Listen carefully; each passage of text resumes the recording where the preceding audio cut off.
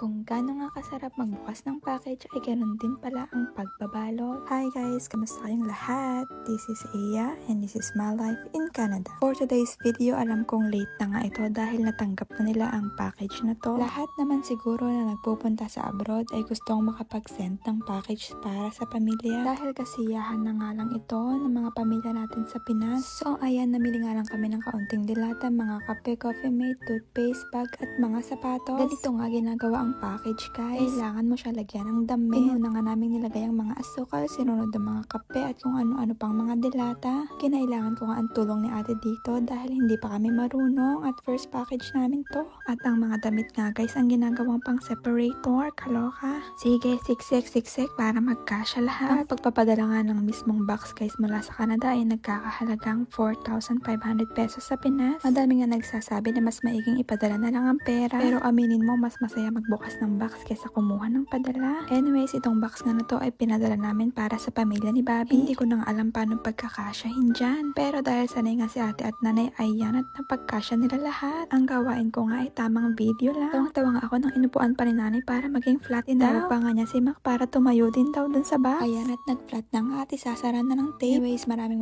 salamat sa pagsama sa amin today. Don't forget to follow, like, and share. Bye-bye!